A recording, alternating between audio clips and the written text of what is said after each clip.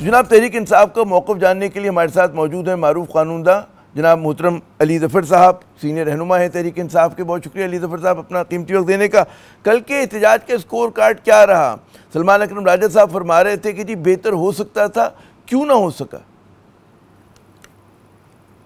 دیکھیں، بہتر شاید اس لیے نہیں ہو سکا کہ آپ کو معلوم ہے کہ پنجاب میں جس طرح کا ایک طرح سے کاؤنٹر کیا گیا، پہلے سے لوگوں کو اریسٹ کیا گیا، ان کو تھریٹس دی گئیں، دھمکیاں دی گئیں، ان کے گھروں میں ریڈز کیے گئے، تو اس وجہ سے ایک خوف اور اس کا ماحول تھا. تو میرا خیال ہے یہ وجہ تھی شاید اس کی وجہ سے وہ اتنا نہیں ہو سکا جتنا ایکسپیکٹڈ تھا. تو آگے کے لیے کیا حکمت عملی ہوگی آپ لوگوں کی؟ یہ احتجاج جو تھا یک روزہ تھا یا وقفے کے بعد دوبارہ ہوگا؟ کیونکہ اس میں بھی ابہام ہے.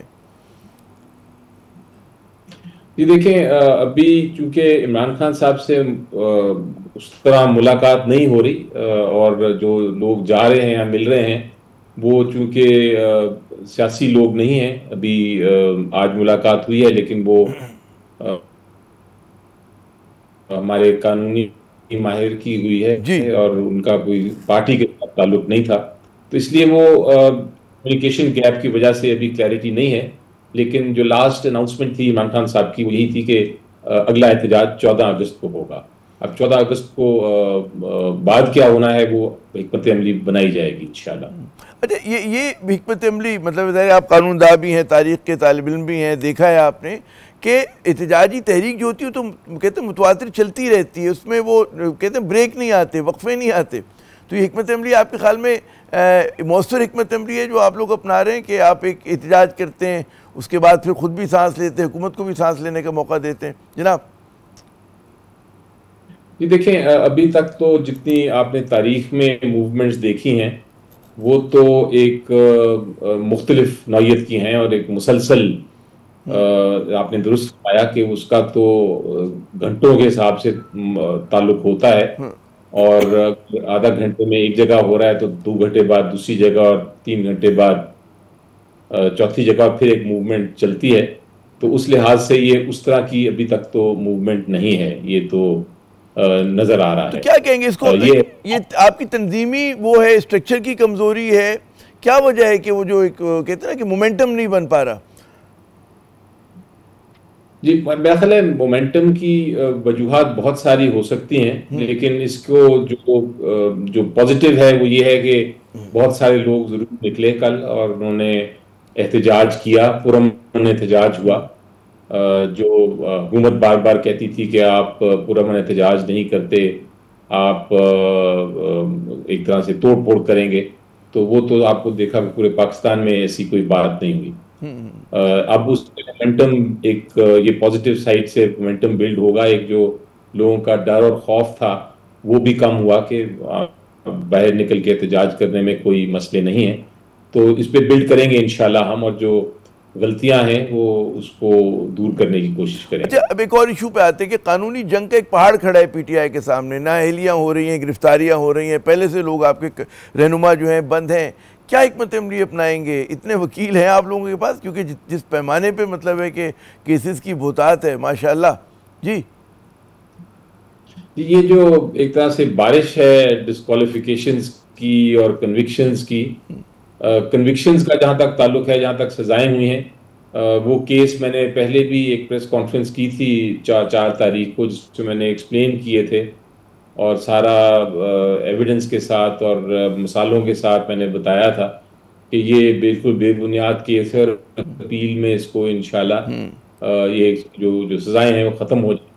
تو اپیلیں تو ہم کر رہے ہیں، اور ہر انڈیویجول بیس پہ جس کے خلاف جس کے خلاف کنوکشن ہوئی ہے، سزا ہوئی ہے، وہ اپیل کر رہا ہے ہائی کورٹ میں، چاہے وہ پشاور ہائی کورٹ میں ہو، چاہے وہ لاہور ہائی کورٹ میں ہو، چاہے پنڈی بینچ میں ہو. آئین کہتا ہے کہ جس میں سزا دی گئی ہو وہ فیصلہ فائنل ہونا چاہیے، یعنی وہ حتمی فیصلہ ہونا چاہیے. اگر اس کی اپیل پینڈنگ ہے تو پھر نہیں سمجھا جائے گا.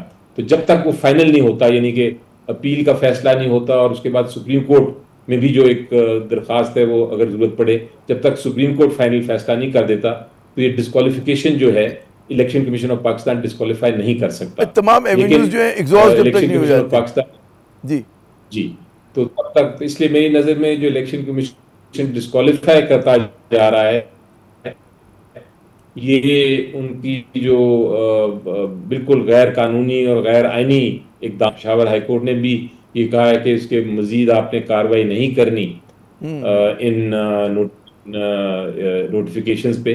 اور اس کے ساتھ ساتھ آپ کو یاد ہوگا کہ کیسز بھی ہیں سپریم کورٹ کے, وہ بھی یہ کہتے ہیں کہ فائنل نہ فیصلہ کر دے سپریم کورٹ, آپ نے کسی قسم کی ڈسکوالیفیکیشن نہیں کرنی.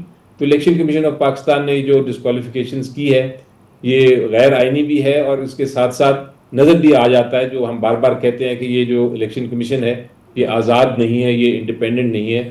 کیا یہ فرق پڑتا ہے کہ الیکشن کمیشن کی مدت پوری ہو چکی ہے, اوور ڈیو ہو چکا ہے بلکہ اب تو کیا اس کے وہ فیصلوں کی وہی مطلب ہے قانونی آئینی حیثیت ہے جو بھی وہ غلط یا صحیح فیصلے کر رہے ہیں؟ جی آئینی حیثیت اور قانونی حیثیت تو بالکل ہے, اس پہ انکار نہیں کیا جا سکتا, کیونکہ 26ویں ترمیم میں پھر یہ اجازت دے دی ہے کہ جب تک نئے نہیں آئیں گے پرانے چل سکتے ہیں. لیکن آئینی پوزیشن کے ساتھ ساتھ آپ کو مورل پوزیشن بھی دیکھنی پڑتی ہے, آپ کو جمہوریت کے پرنسپل اور اصولوں کی پوزیشن بھی دیکھنی پڑتی ہے کہ کیا یہ جائز بات ہے کہ ایک جو لوگ جو صرف حکومت کی وجہ سے اپنی نوکری کی مدت بڑھا رہے ہیں اور وہ بیٹھے ہوئے ہیں, حالانکہ وہ اصل میں ان کا جو ہے ختم ہو چکا ہے, لیکن وہ بس بیٹھے ہیں, تو کیا وہ فیصلہ کر سکتے ہیں ایسا فیصلہ جو کہ فیئر ٹرائل ہو, جو کہ آزاد فیصلہ ہو؟ تو یہ ایک مورل سائڈ بھی ہے. ایک سوال ہے بہت بڑا. میرا آخری سوال کہ وزیر قانون جو ہے اعظم تارڑ صاحب, انہوں نے پھر جو ہے پیشکش کی ہے کہ حزب اختلاف بیٹھے بات چیت کرے, کیا اس پہ رد عمل ہوگا آپ لوگوں کا؟ جی دیکھیں, آخری جو میری بات ہوئی تھی عمران خان صاحب سے, اس میں تو بڑا واضح پہ انہوں نے کہا تھا کہ ہمارے ہر قسم کے مذاکرات کے دروازے بند ہیں, اور انہوں نے کہا تھا کہ آپ کو جانچ کرنا ہے, جس کے بعد انہوں نے 5 تاریخ کی کال دے دی تھی جو کل گزرا ہے. اب اس کے بعد کیا رد عمل ہے, کیا کوئی بات چیت کا دروازہ کھلتا ہے یا نہیں کھلتا, یہ صرف اور صرف عمران خان صاحب فیصلہ کر سکتے ہیں. مستقبل میں کیا ہوتا ہے ہم کسی کو نہیں پتا, مستقبل ہی ہوتا ہے. آپ کو آج تو بیٹھ کے نہیں سمجھ آتی, تو ہو سکتا ہے کہ ایسا ممکن ہے کہ آپ کی کیا رائے کہ مذاکرات ہونے چاہیے؟ آپ کی اپنی ذاتی رائے کیا ہے, مذاکرات ہونے چاہیے؟ جی میں تو ہمیشہ سے میرا خیال ہے کہ ایک چیز میں یقین رکھتا ہوں, مذاکرات ہر صورت میں ہونے چاہیے, ہر طرف سے ہونے چاہیے, کچھ کوئی حل آتا ہے. لیکن مذاکرات کے لیے میرا یہ موقف بھی بڑا واضح ہے کہ آپ کو دونوں بات کرنے والے ہیں ان کے پاس اختیار ہونا چاہیے.